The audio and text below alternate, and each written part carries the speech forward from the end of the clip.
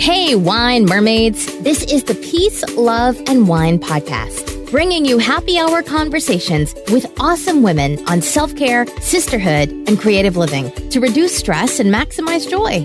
Life is short, so grab a glass and get ready to sip, sparkle, and make a splash. Make sure to visit peaceloveandwine.com and enter your email to receive VIP deals and get your free self-care download. Now, here's your wine sister hostess with the mostest, Tiffany Humfeld. Hello, ladies. Welcome to another session of our virtual happy hour retreat series. I'm Tiffany, founder of Peace, Love, and Wine. This is creative women, wine, and wisdom, how to de-stress, cultivate creativity, and embrace sisterhood over a glass of wine or your favorite beverage. And today, mine is tea. Cheers. We have with us today Nancy Mueller. She has a podcast, Choices for Women, and does some other fabulous things with women. So hi, Nancy. Thanks for being here. Hey, Tiffany. Thanks for having me. Yes. Tell us a little bit about what you do and what got you here. What path led you to where you are today? Okay. Well, what path that led me to you is you and I were talking about my podcast, and I do several things. This is what I do, not who I am. So I'd like to differentiate that. Okay. So what I do is I'm a life coach. The title that I use is Mastering Your Beliefs Sensei. I'm a best-selling author. I'm a speaker and a podcast host. And my journey began, let's say, way back in childhood. You know, we'll go, when I was a little girl. But actually, my childhood was full of emotional abuse, physical abuse that escalated to sexual abuse by the age of 12. I really did not think much of myself at all. Growing up, I was told I was worthless. I believed I was worthless, and I really didn't aspire to be anything. The thing that I aspired to be was married with children and a stay-at-home mom. That was my aspiration.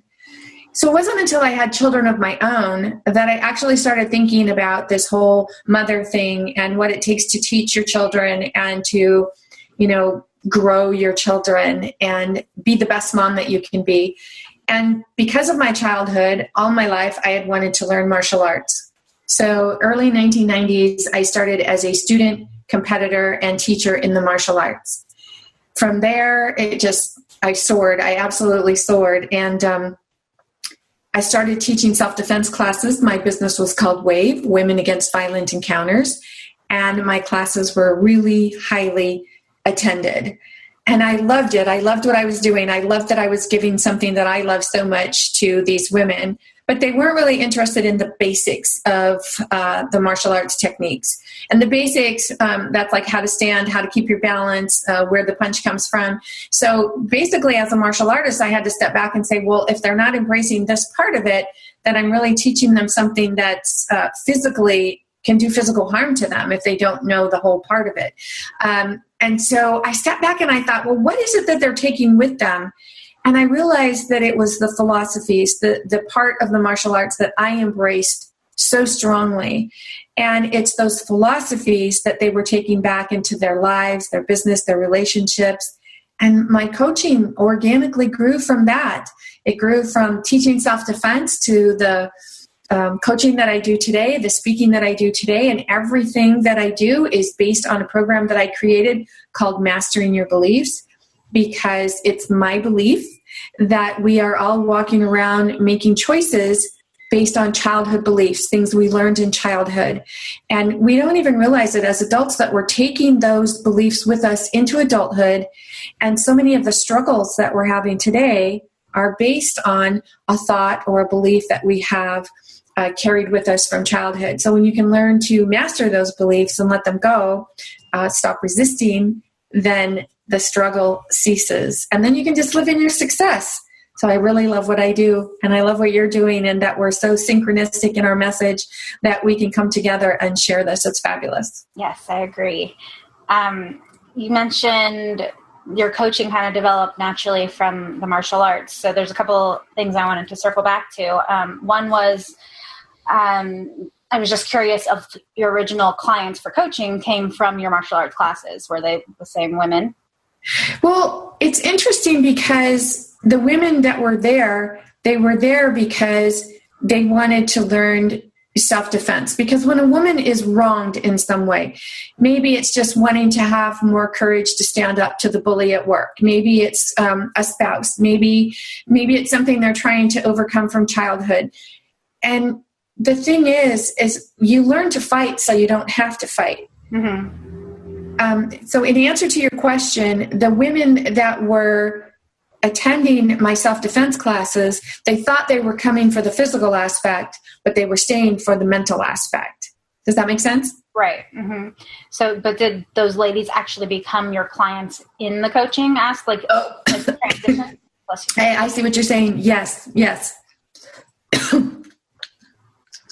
And then also tell people a little bit about the mental and the philosophical side of martial arts, because if women aren't familiar with it, they might not really understand what you're talking about. Well, that's a really good question. And I love that because no one's asked me that. So how fabulous are you? Awesome. I'm partially fabulous. Of course, that's why we're attracted to each other, right? Yes. Well, the physical and the mental part of it is, all right, I'm going to use myself for an example. Thinking that I really was worthless, that I had no worth. What could I possibly give to society? What could I share back? And when I was in the 9th grade, a woman came to our school and she spoke at an assembly, and her message was to keep us off drugs. She talked about how she was a drug user, about how she was in prison and they put her in a cell that, was so small she couldn't stand up straight. She couldn't lay down lengthways, and she was curled up. And of course, we don't do that to prisoners that I know of today. But I remember listening to her story and thinking, whoa. And I was just mesmerized by the story she was sharing.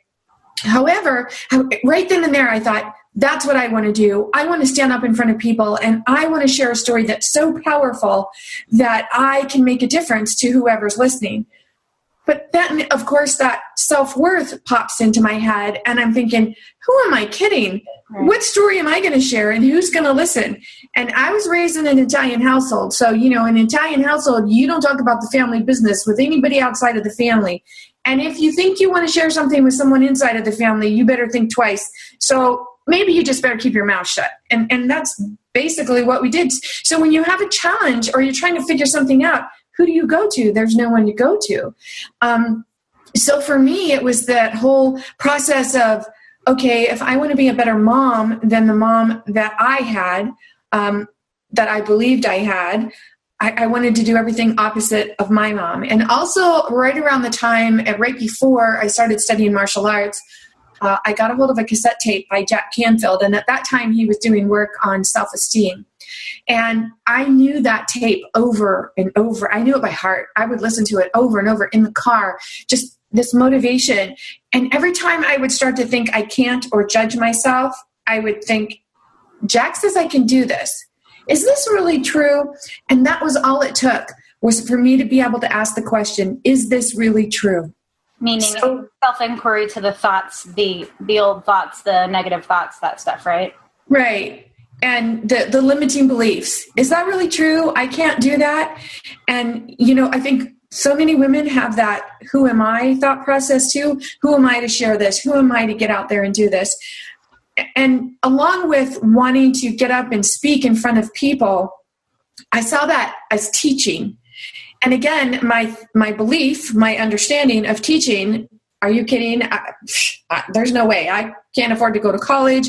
Again, my aspirations were to get married and have children and stay at home. And so I was thinking, teaching, that's never going to happen. And one day when I was in the karate studio teaching a class, all of a sudden it dawned on me. I'm like, oh my gosh, I'm teaching. And these little realizations, we call them ahas, will dawn on you when you're still, when you're quiet, when you're paying attention. But a lot of times we don't look for the signs. And this has a lot to do with the philosophies of the martial arts, because they teach us to be still, to go within, to be one with yourself. And meditation was so hard for me because I would sit there and I would, okay, for a couple seconds, and then my mind would start going and I would think about the laundry or this or that. And so I was always punishing myself and berating myself about, oh, you can't even do this. And so it's that belief. And one of the beliefs too, as a green belt, that was about the 4th level up, my instructor taught me a 7th degree black belt kata. And a kata is, it's like an imaginary fight that you do, and then you compete with it. And I knew this kata backwards and forwards. I had it down. In my sleep, awake, walking, working, whatever, I knew this backwards and forwards. And the day that I went into competition and I stood in front of the judges and I bowed in and I introduced myself, and then it was like this wall of white just went over me. And I had to bow off and get off the floor. And in hindsight, when my instructor was asking me, well, what were you thinking? What happened? What happened out there?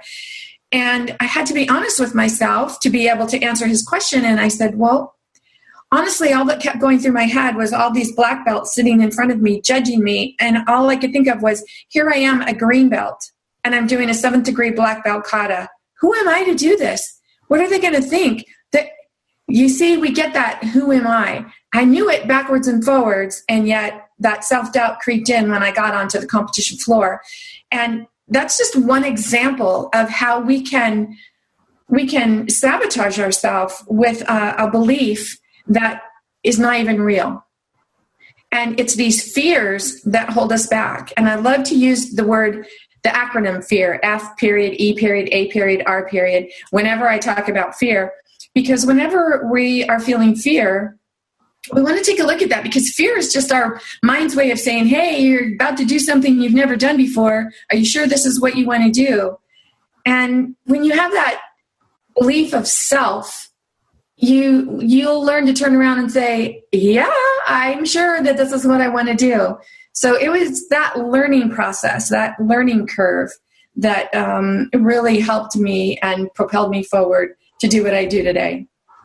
That's great. So just for the women who may have not heard the acronym, will you? Fear. Yes. False evidence appearing real. Right.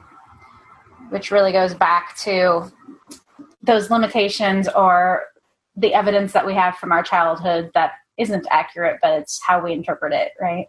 Exactly. I like that you were feeding your mind with all that positive input with the Jack Canfield. Do you have any other things you enjoy listening today to do that as well? I love to look up on YouTube, and, you can just go in and you can put motivating or inspiring or Zen, and it's amazing how it'll just feed into a music or a talk. I love listening to TED Talks. Oh, me too. I just get really excited when I find one that leads to another, because when you listen to one and it really captures you and you get inspired from it, then you can look over here and you can see all of these others that kind of are within the same genre. And before you know it, it could be a time suck because I walk away feeling really inspired, and then I'm like, oh, wow, I didn't get that done today. But again, that's a belief, because I believe that if I got caught in that time suck, and it's not, maybe you needed to get caught in a time suck. You're really good about telling women to self-care is so important. And sometimes it's the self-care. Maybe we needed to just listen to those TED Talks for 4 hours and be inspired, or tune out into a book or music or take a nap or whatever it is, because we're on overload so much and we're doing so many things at one time. And it's interesting how we beat ourselves up over, I took out that couple hours today and I just did X. And now if if you find yourself doing it every day, well, okay, that's a pattern. Right. We want to take a look at that. But, when you just say, you know what, it's 7:30 and I've been working since 7:30 this morning and I have a few things that I want to get done, but you find that you just sit down and you, melt into maybe a book or tune out into something on YouTube. That's probably where your mind needs to go. Right. It needs some recharge, reboot time. Yeah. What are you excited about right now in life or business? Well, I have a favorite saying. I'm going to share this with you. I call it my J.O.B. I love my J.O.B. That's my jump out of bed. I believe everyone should have a J.O.B. And if you don't, why? What is stopping you? Because so many of us wake up in the morning and we have no ambition, no thoughts, no excitement, or maybe we're not happy with our job or what we're doing, and we want to pull the covers back up over our head and go, I just wish today was Friday night. So we spend so much time wishing our life away. Yeah. And the thing is, if you don't have a J.O.B., there's a reason for it, and only you can change that.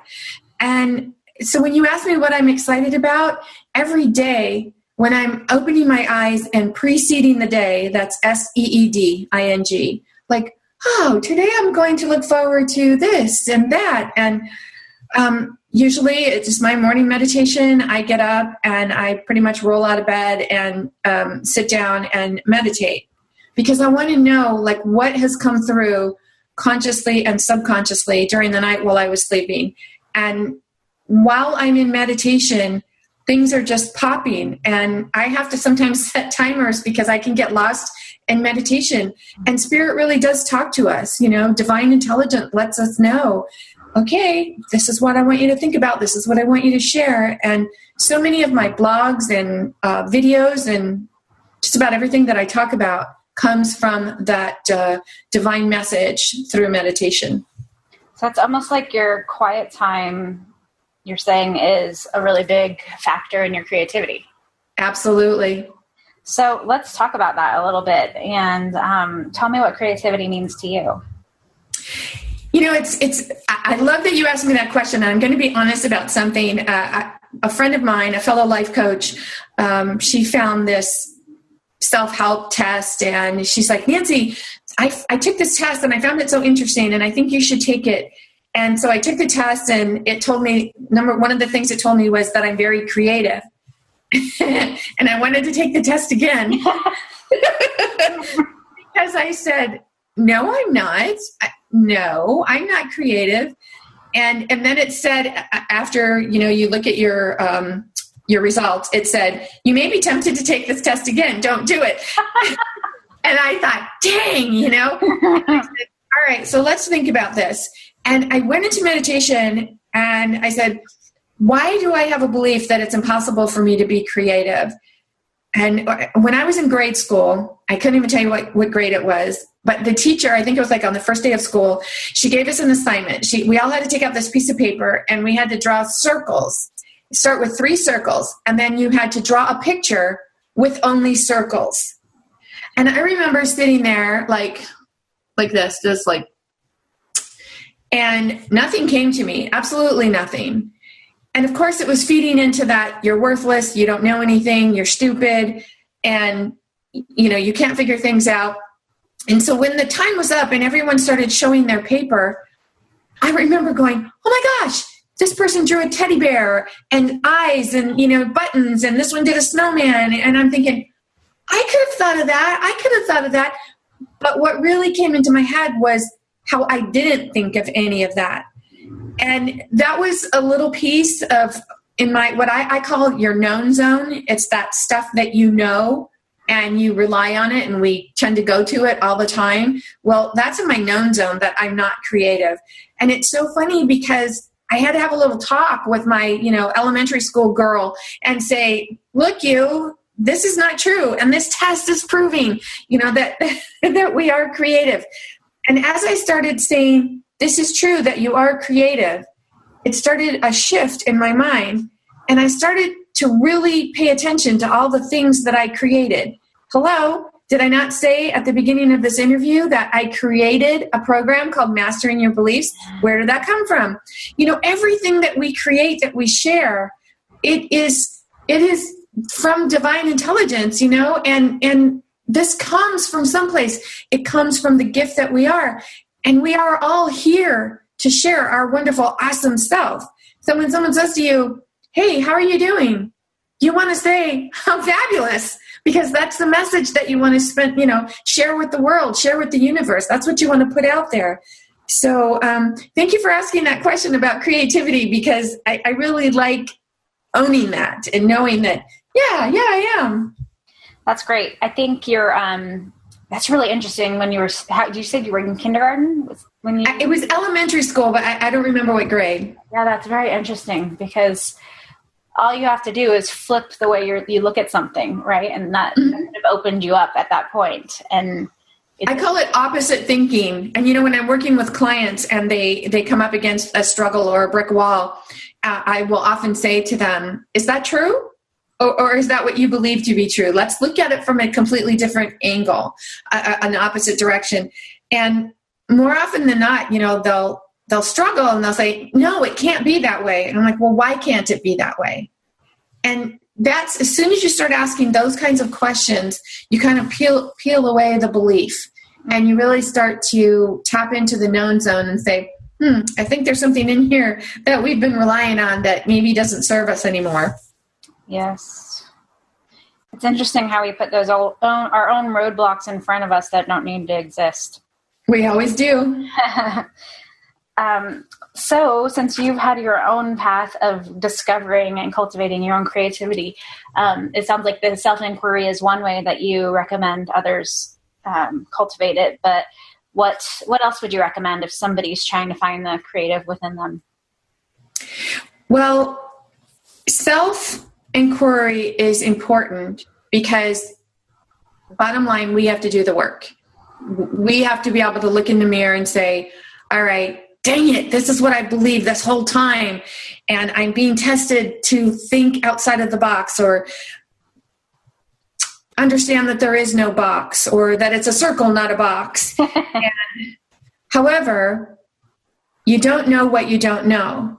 So when you're making choices and you're trying and you're struggling and you're trying to figure something out, I would say 9 times out of 10, it takes someone else to be able to introduce something to you so that you can then say, could that be true? Because it's very difficult for us to arrive at a different conclusion on our own, because our beliefs are our beliefs for a reason. We believe it for a reason. It served us for a long time for a reason. And no one really thinks to question their beliefs. No one says to you, really? That's what you believe? Where did that come from? And when push comes to shove, a lot of times we have to think about it ourselves and go, I'm not really sure where that belief came from. I forget where I read this. It's not mine. I read it someplace recently where this woman, every time she made ham, she cut off both ends of the ham and baked the ham. And one day she had people over for dinner and they said, why do you cut off the ends of the ham? And she said, I don't know. I do that because my mom always did it. So they called her mom and they said, hey, Mom, why do you cut off both ends of the ham? Does it make it taste better? Why do you do that? And she said, well, because my mom always did it. So they called Grandma, and they said, hey, Grandma, why do you cut off both ends of the ham? And she said, because my pan was too small. So see how we take these things that we believe and we carry it down because we're like, no, this is the way it has to be. And it's like, buy a bigger pan, smaller ham. And so it's interesting because most of our beliefs are exactly like that. And what we're taught, what we believe, we're taught from our parents or our caregivers. And it's not that they're trying to sabotage our life, but they're only teaching us what they know. So if no one taught them to take a look at their beliefs, or where did your beliefs come from, or why do you do this? And we just keep repeating it, and it becomes generational. Mm-hmm. And then especially when it's abuse or trauma, a lot of times it happens because it's habit. It's something that you do. It's a feeling. It's something that happened to you and you pass it on. And it's not so simple just to say, well, it didn't feel good for you, so why do you turn around and do it again? Because it has a lot to do with your feelings, and not about feeling wrong or hurt when it happens, but it's about that feeling of, this is the only way I know, and this feels right, but ultimately it doesn't feel right. And that's why you have that action, remorse, action, remorse. And it's that give and take. So it really, it takes someone outside of you to be able to present something in a way that you hadn't been able to look at it before. Right.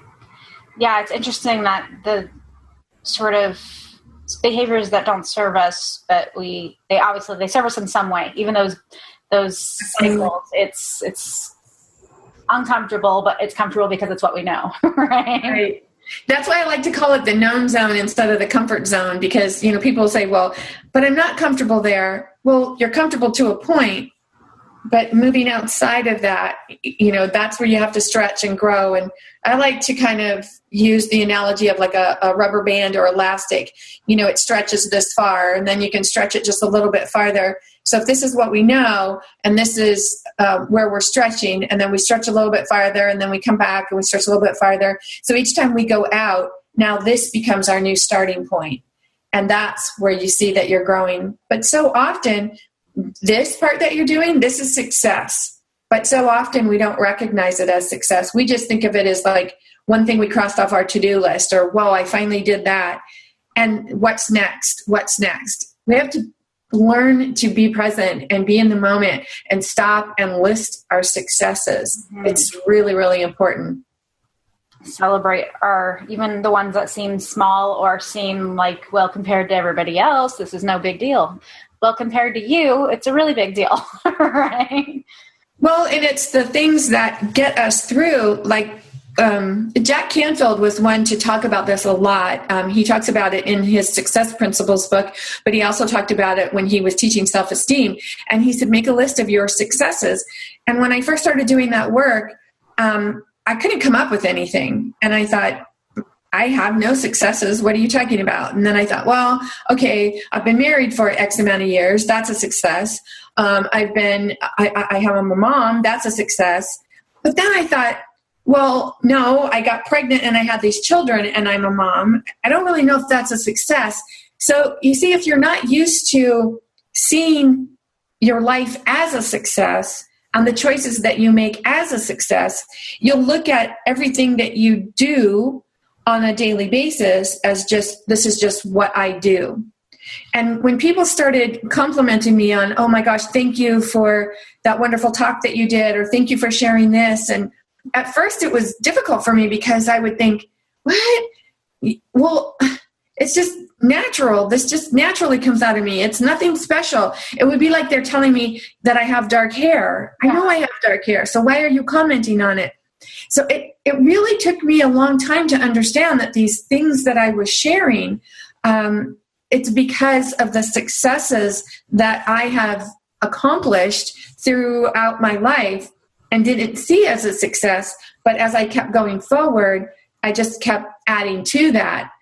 But I didn't see it as that. And that's why our words are so important, because I think you could use the word success and something I finished kind of interchangeably. Someone could say, oh, you were very successful. No, I wasn't successful. I just finished it. And so our words are really powerful. The words that we choose to use are so important. One of the words that I really like to share with people are the words anxious and eager. People interchange those words all the time, and they don't mean the same thing at all. So if someone says to me, I'm really anxious to go to the movies, I think, really? You have anxiety about going to the movies? Then shouldn't you kind of not go? Like, hello? And then, so the word they're looking for is eager. You're eager to go to the movies. But if you're not using the right words because you've gotten into a lazy habit of your word choices, now all of a sudden you're sending this message to your higher self that you're anxious to go to the movies when in fact you were really looking forward to it. And then later, if you have a really horrible time, is it any wonder? Well, hello, you put that message into your head. What do you expect? So our words are really, really important. Yeah. Do you, have you studied NLP?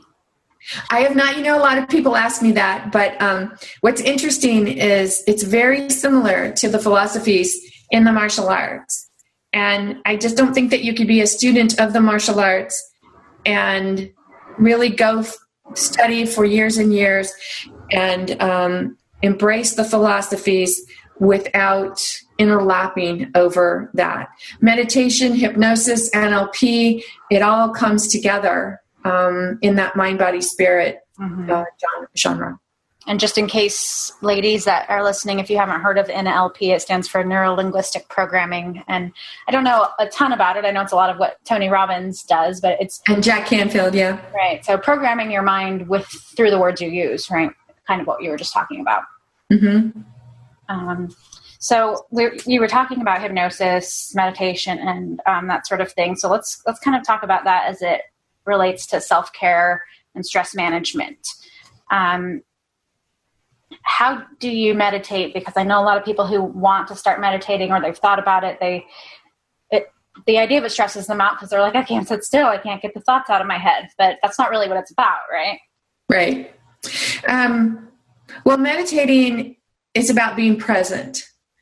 And for me, I have a yoga mat, and then I actually have 2 yoga mats, and one of them I roll up and kind of put it, beneath the sit bones so that I can sit on my yoga mat and just breathe. And I close my eyes and I just breathe, and I pay attention to breath, in, out, in, out. And then I just watch where my mind goes. And then if it starts going to, what do I need to do today? Or I don't have time to sit here and do this because I'm going to run late, or I, took an extra half an hour to get out of bed, so maybe I should cut short my meditation.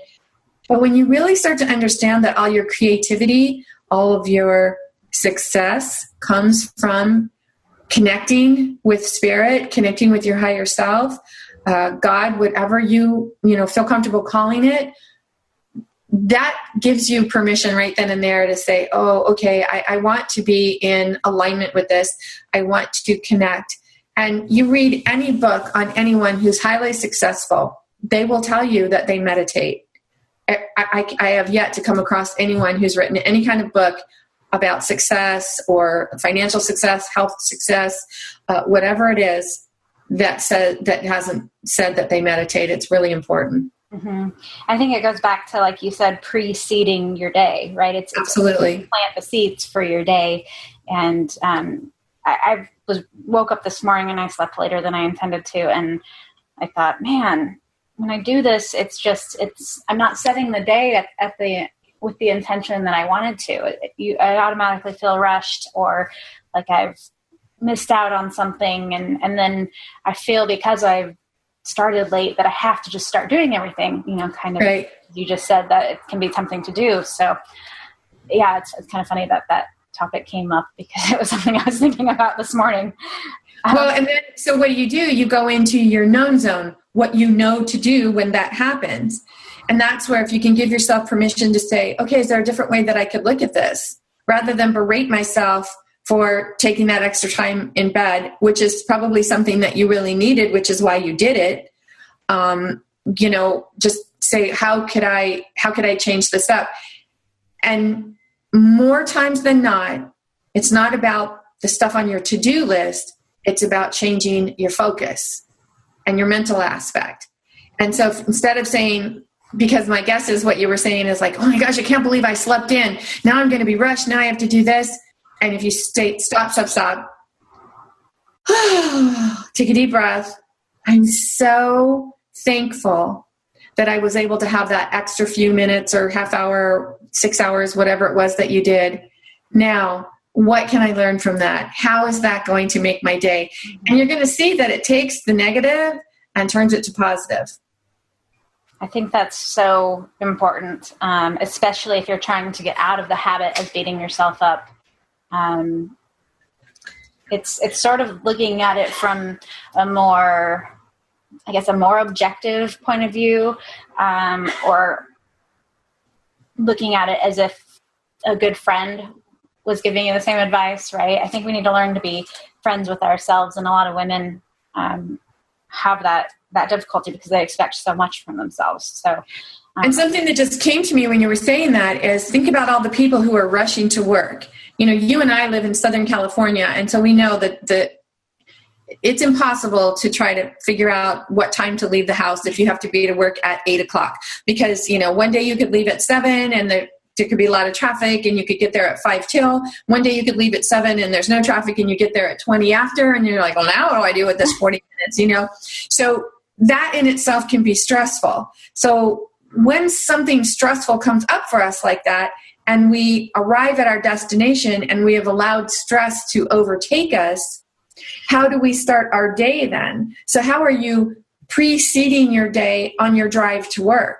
Right. If you're stressed out, anticipating, I don't know, a report that needs to be done, or just the traffic, or whatever it is, or your mind's not even on the day. Your mind's on 5 o'clock when you get to go home. It's about being present. And if there's so many things that we can do today in the car, and if you're listening to, CNN, constantly negative news, well, how do you think you're going to show up at work? You're going to show up stressed and anxious, and, so start thinking about what it is that you're putting into place. What are you choosing to do that's adding to that stress? Yeah, that's a good point. I hardly ever watch the news, especially like the morning news. It just, I found out long ago that it does not serve my brain well. And some people, might think that's irresponsible because I'm not informed or whatnot, but I figure the world will tell me and there's something I really need to know. Well, we can be informed, but we don't need to be inundated. Right. Whenever there's a high-speed chase, it's like it's on every channel and they show it from all directions, and you're like, all right, already, just say the police are chasing this guy and we'll let you know when they catch him. That's all we need to know. Right. Really? Yeah. I used to be really, really fearful a lot when I was younger, a kid. And I think it was because I watched a lot of the news, and it's just so much, it's not good brain food. Exactly. So, what you put in comes out. Do you do anything else to help you with your relaxation and self-care? Well, I love to read. I absolutely love to read. I devour self-help books and how-to books and motivational books, inspirational books. And there are some books that I'll read over and over and over. One of my favorite authors is John Strzelecki, and I highly, highly recommend his work to anyone who would like to have a different outlook of how life can be. Starting with his book, The Why Cafe, WHY. You're a parent, return to the Why Cafe. I've interviewed him twice on my podcast, and the man is amazing. He's just flippin' amazing. And also one of the books is The Big Five for Life. Just the Why Cafe and The Big Five for Life will absolutely change your life if you choose to read them. And something that someone can do in less than 3 minutes, I think, is go to YouTube and type in John Strzelecki, Strelecky, Museum Day. Watch that short video. It'll change your life forever. Great tip. I love these short little things that we can do to reset ourselves. What was it? The museum tour? Museum Day. Museum Day. Okay. And it's interesting because I recommend that video so many times, and yet there are times when I find myself just saying, all right, I just feel like I have so much going on. I'm going to stop and I'm going to watch Museum Day. And in less than 4 minutes, I've totally refocused and said, oh yeah, that's right. That's why I do this. That's why I'm doing what I do. That's why I'm here. Got it. And I move forward. So isn't it wonderful that you can have something like that? Yes. Do you have any other little 1 to 5 minute tips like that you like to do? Well, affirmations are really important. Now, what I find about affirmations, though, is that so many people say they don't work. But when you're doing affirmations, it's very important to pay attention to what you're feeling. One of the examples that I like to use, I don't know if everyone's seen the movie Miracle on 34th Street, the original with Natalie Wood, where, they're trying to tell her Santa Claus is real. And it's towards the end of the movie, and she still doesn't believe in Santa Claus. She still doesn't believe he's real. And her mom says, just sit here and just believe. And so she's sitting in the corner and she's like, I believe, until she kind of looks this way and she sees the cane. And now all of a sudden she believes in Santa Claus. So, when you're sitting there and you're like, saying your affirmations like this, or you've written them all out and every morning it's rote. You just say it because it's automatic, and you're not feeling these affirmations and feeling the possibility that it's true and it could come true. You're basically just wasting your time. But, again, you can go on YouTube. You can just Google it, affirmations, whatever you want. If you want to make more money, get healthy, live a better life, whatever it is, there's an affirmation out there for it. And then write it down and read them. It's about the action. Yeah. Yeah, there's an app called UpThink, UP. And that one is good because that's the thing that actually got me to, I think, effectively do affirmations, because I would, like you talked about, read them and not believe them. But you can write your own, and then you can record them in your own voice. So it's you telling yourself. So I find that really powerful, because you can sort of listen to it on a loop with some soft music in the background. Mm-hmm. So if you can record those when you are in a sort of a higher state, an uplifted state, I think that's a great time to do it, because then you can refer back to the feeling of when you were doing that. And you can't say it's not true, because you already experienced it, Exactly. And to your point, something else that I suggest to people is when you are in a freaking happy mood, you're just like, man, life is fabulous. Life is going so well today. And you capture the moment. Take a selfie. And keep that selfie. And then on the days when you're feeling not so into it, take a look at that selfie, because you will remember how you were feeling at that time. And then you have to make a conscious choice to stay in the muck and the mire, or to step up to how you were feeling that day. That's cool. That's a really simple tip. Do you have any habits or progress that you want to make this year in terms of your own either self-development or stress reduction? As far as my self-development, I have set a goal for myself to speak to groups more often than I interview people. So because I have a podcast, of course, it comes out weekly. So I would talk to people 4 times a week. So my goal is to speak to groups either in person or on my podcast more times than I interview someone. And that's been really interesting for me, because at first I was thinking, well, is anyone really going to just want to listen if I just do a podcast and share about something that I felt inspirational about that day? And I have found that it's working really well, because I get a lot of feedback on that. And say, women are telling me, whoa, I needed to hear that. And thanks for doing that. And I'm thinking, oh, you're welcome. Well, obviously it makes sense, because if it was something I felt so inspired to share, someone else is going to, be inspired by that information as well. So again, it's getting back to when you have this, nah, that can't be.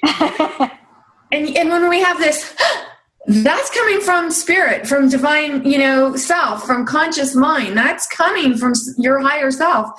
And are you going to act on it, or are you going to go, no, that can't be? And call it what you will, inspiration, a hunch, whatever it is. Those are what we want to follow on a daily basis. I think that most of us just don't really realize that that's our higher self sending really positive messages to us. And because of that, we've learned not to act on it. We've learned to just say, that can't be true. Yeah, it's interesting how quickly our minds can shift, isn't it? Our minds are so powerful. I've seen this the first time I saw this done. Jack Canfield did it, and he shares that if you put your palms together like this and you concentrate on the 2 tall fingers, and then you concentrate on the right finger specifically, and you just keep saying, grow taller, grow taller, grow taller, grow taller. Well, you do that for, a few minutes. Sure enough, that finger grows taller. And then you have to say, go back to the way you were. And again, that's an NLP thing that you can do. And so if you need proof how powerful your mind is, just try that. And, maybe you want to do it by yourself when no one's looking, because you feel like an idiot at first. But when you see that it truly works, you're going to be like, look, you're going to be sharing it with everyone. And this is how we learn.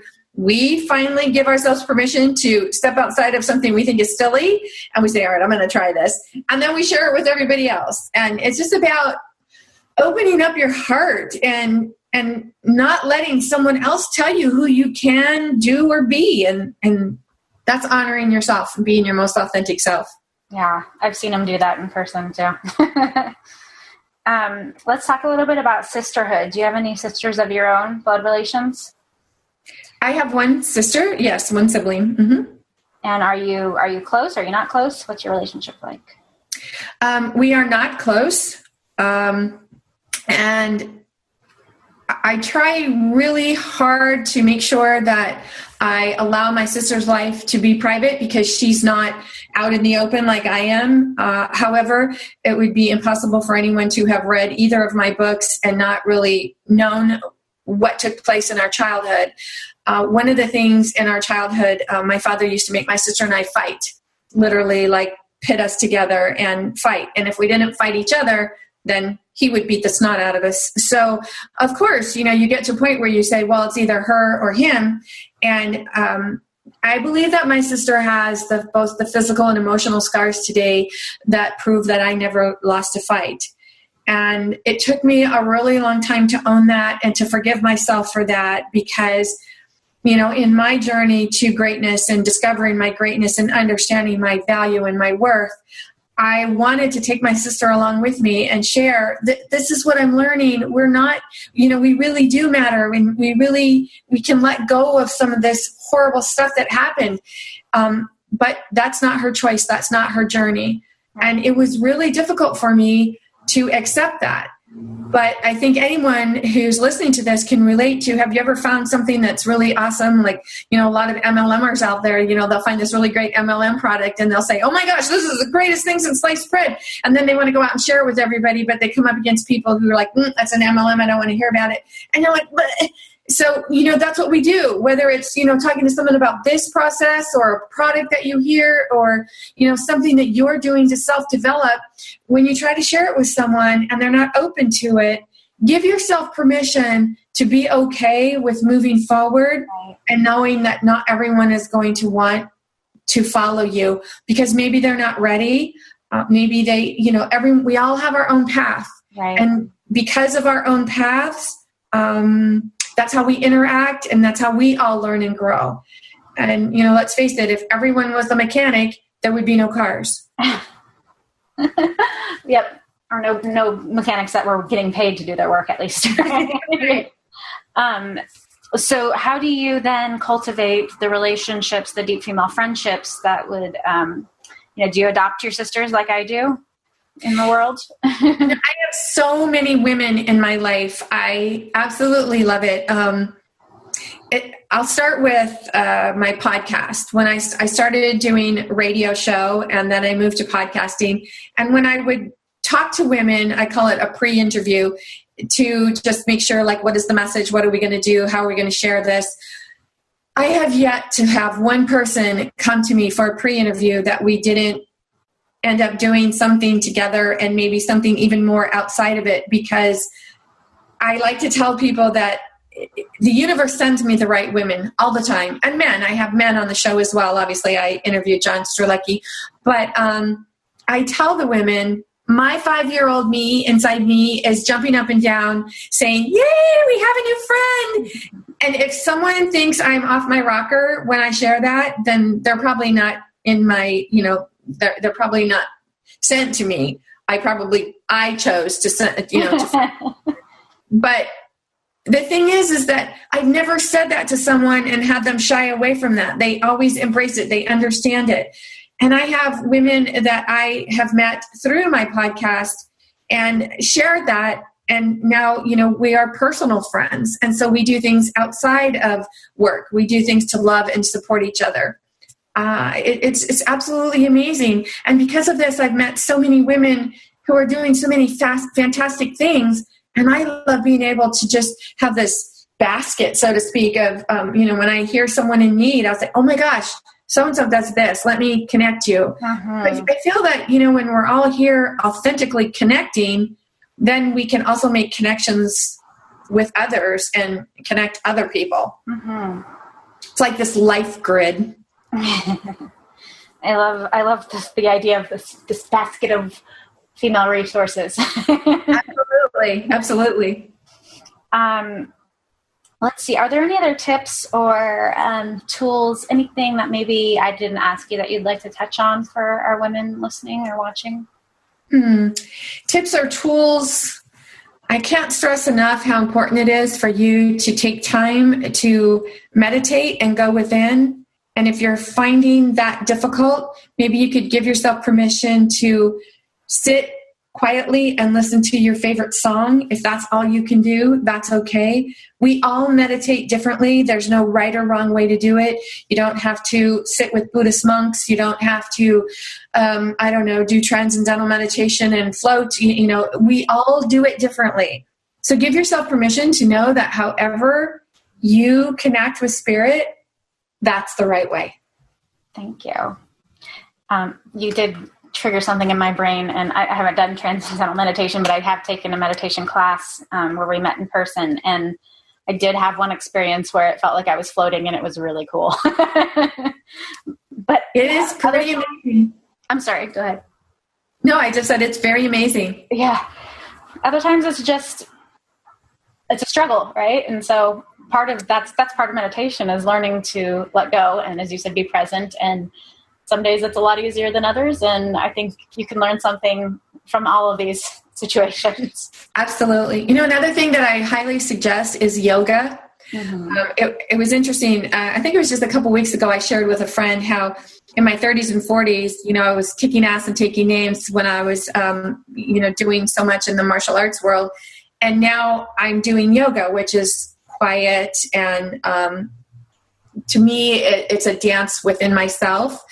And there are times when I'm doing yoga and I just think, oh my God, I can't do that. I'm just going to sit in child's pose until this class is over. But, you can go on YouTube and you can find different yoga programs and just start easing into it, because you'd be surprised, especially if you're having challenges meditating, just start doing the moves and just flowing from one move to another, because it's all about connecting to self. And when you're connecting with the muscles, and that will move and that won't move, and that will stretch and that won't stretch, and you find that as each day progresses, what didn't move yesterday moved a little bit more today. And so it's opening you up, and the different poses are there. They were created to open different places in your body and your mind. So that's really something powerful that you can do as well. Right. Thank you. And do you have anything that you'd like to share as a little gift for our ladies today?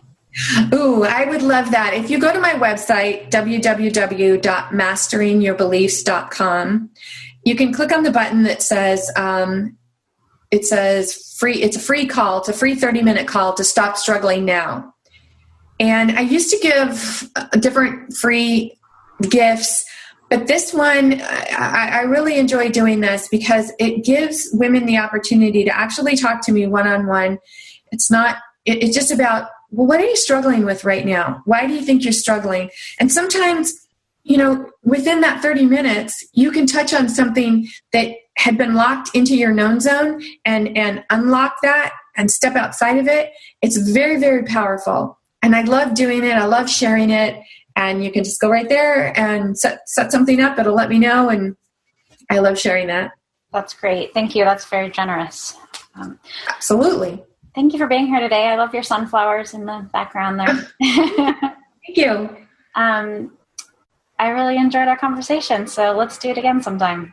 Sounds good. Keep doing what you're doing because, we've got to be able to encourage women for that self-care and going within and just being inspired. What inspires you? And if you're feeling the need for inspiration, there's so much that we can tap into now. So don't choose not to do it.